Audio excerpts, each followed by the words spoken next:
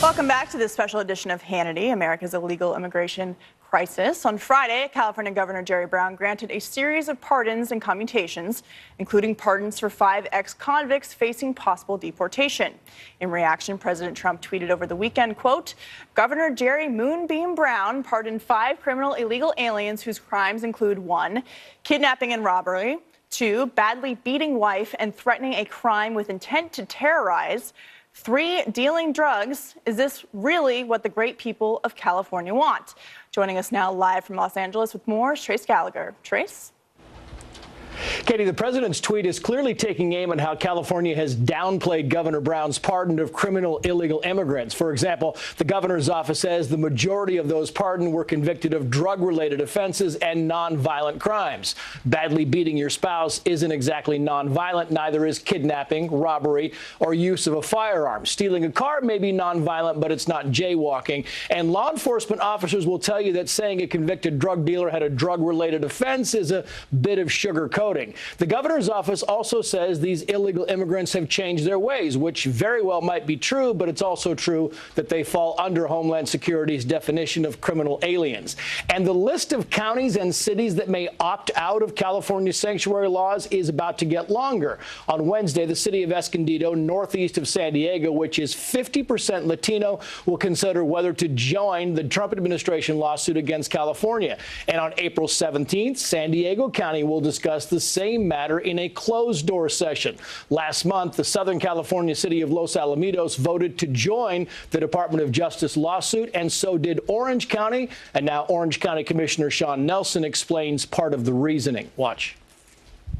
What California's law is requiring is our sheriffs not even cooperate, which is resulting in people that have committed crimes ending up on the streets of every county, but certainly Orange County. We got involved because we don't think that's right. We are tired of the state trying to use these arguments to prevent us from keeping the citizens safe. And even though Contra Costa County in the San Francisco Bay Area hasn't opted out of the state's sanctuary laws yet, the sheriff is cooperating with immigration agents by posting the release dates of jail inmates, including those inmates in the country illegally. Katie. Trace, thank you very much. Joining us now with reactions, the man challenging Governor Brown, California GOP gubernatorial candidate John Cox. Mr. Cox, thanks so much for being here tonight. We appreciate it. Thank you, Katie. Great to be with you. So how do you explain this anarchy in California? It seems like things are falling apart at the seams. The government in Sacramento is being pushed back on, rightfully, by these local communities. How are you going to change this if you win the governorship? I applaud Orange County. I applaud my home county of San Diego for standing up against this. I mean, this is typical of the politicians who are running the state into the ground, Katie. Their first job ought to be to keep the residents of this state safe. I'm getting involved. I'm leading the charge to talk to other counties as well around the state about standing up for this, because the voters elect their county and state officials to protect them. That's the first the first job of government is to do that. And the idea that Jerry Brown picks Easter weekend to pardon people that have committed crimes and were let out of jail very recently, Katie. Right. This isn't like these are people that served their time 30 years ago and have been upstanding members of the community.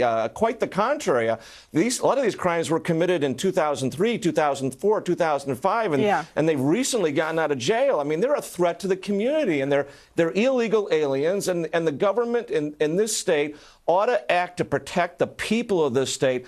I'm a businessman, just like President Trump. I solve problems. I think the president's trying to solve a problem here and keep people safe. Problem, you talk about speaking to all of these voters in California, but clearly they're electing people who believe in these sanctuary city policies. So when you're traveling around to certain parts of California, what are you hearing directly from people on the ground there? What are they saying to you about these sanctuary laws? I know polling shows that Californians don't want to be a sanctuary state. However, these politicians keep getting reelected in these blue counties to pass laws that make it easy for criminals and violent people to get away from law enforcement.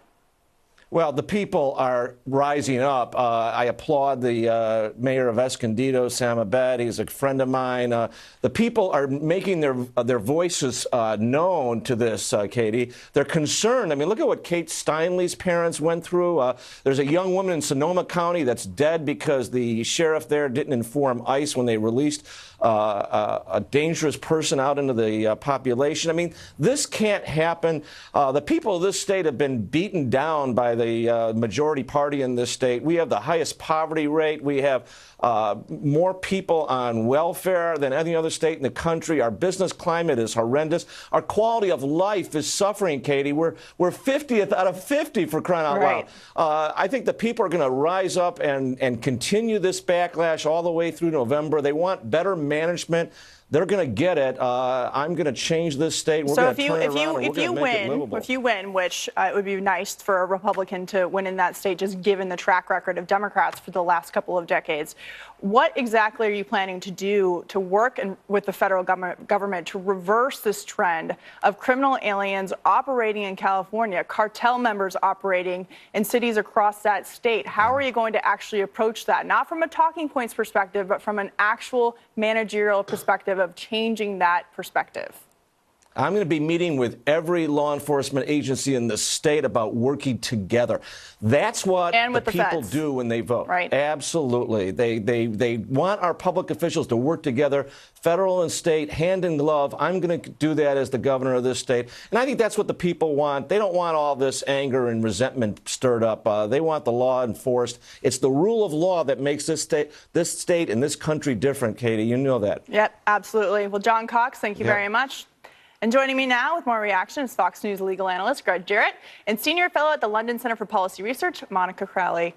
Monica, I'm going to go to you first. California has been destroyed and ruined by leftist policies. This is just another example. Yes, California, once a beautiful state, still a beautiful state, has been ruined over many decades by the left. And now you have something of a civil war brewing because you have these counties like Orange County that are not going down the same path as Sacramento and Governor Brown saying we're going to enforce these sanctuary laws and make this state into a sanctuary state.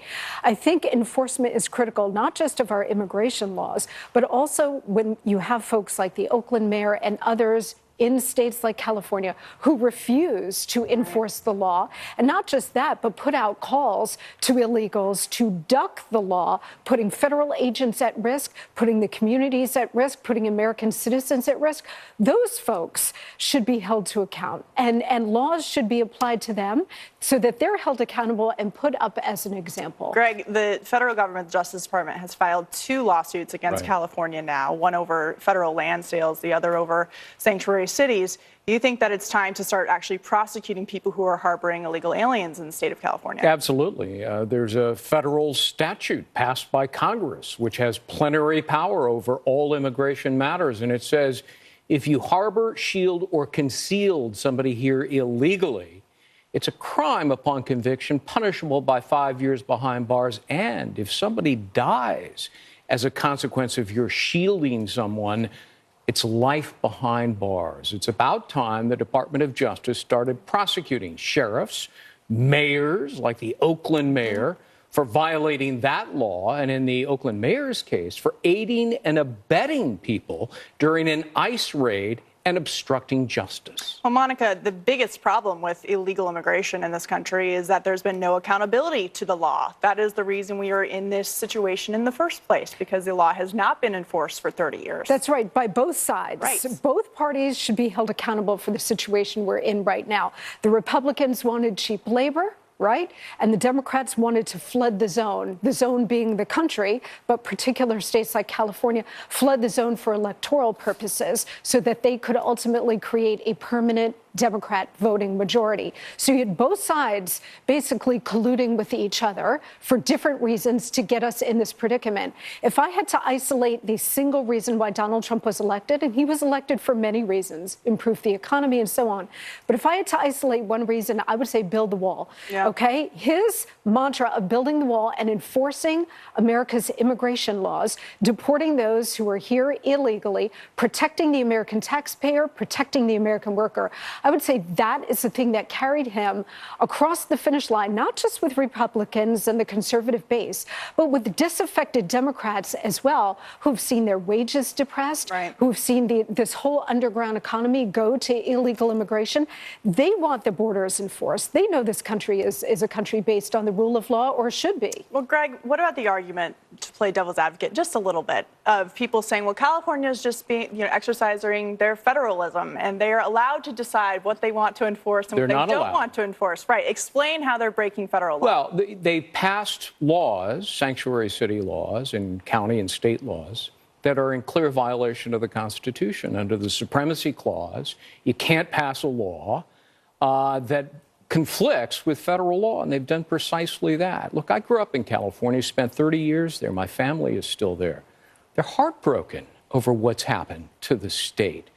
And they feel like the state and local officials that have passed these sanctuary laws they're breaching their duty by failing to protect them. Right. And that's the number one duty of government, is public safety, to protect the citizenry. So when Brown pardons all these people who have committed crimes, and the recidivism rate is extremely high, he is jeopardizing lives and livelihoods. Yeah, Monica, I want to get back to that specific issue of the criminal aspect of this. When the Oakland mayor gives a heads up to those in her community about how ICE is coming, they're targeting people with domestic violence, rape convictions, vehicle theft, carrying out violent crimes with a firearm. And yet still here we are. And I think people who do live in California, who want a solution to this problem, are starting to feel pretty hopeless about the fact that Democrats in California keep getting reelected by people who don't really think that they care about the government actually protecting them from criminal aliens. That's right. I mean, this is one of the big difficulties with this situation, particularly in deep blue states like California,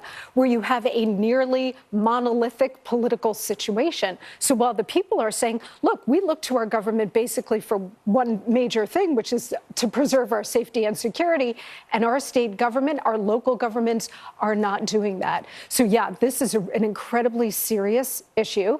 And we the illegal immigrants that you described, Katie, those who have been convicted of kidnapping, robbery, homicide, domestic violence, and they're the ones getting pardoned by the governor. Right. These should be the no-brainer cases, right? It's not like we're talking about the DACA children or something where it's in the gray area. Yeah. This is pretty cut and dry, and California still can't handle them properly, so, Greg, according to the law. Moving forward, as we continue to see these local jurisdictions like Orange County and other cities pushing back on Sacramento and saying, no, you have the Attorney General of California, Javier Becerra, threatening to arrest the sheriff in Orange County for enforcing and complying with federal law. How do you see this playing out as more and more people go to their community leaders and say, enough is enough, we don't want to be harboring criminal illegal aliens in our communities?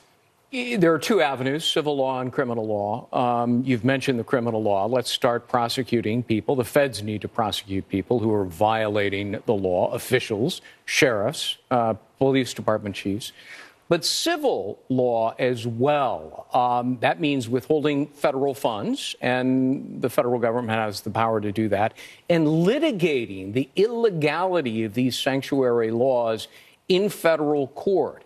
You know, you may lose the first couple of rounds among some liberal district court judges, but they make mistakes all the time, which is why we have a U.S. Supreme Court. If they were perfect all the time, we wouldn't need a Supreme Court. In the end, these sanctuary laws will be struck down. All right. Well, thank you both for joining me tonight. I really appreciate it. More to come on that for sure. But coming up here, the illegal immigration situation on our southern border is a clear and present danger to our country. But does law enforcement have the resources to combat it?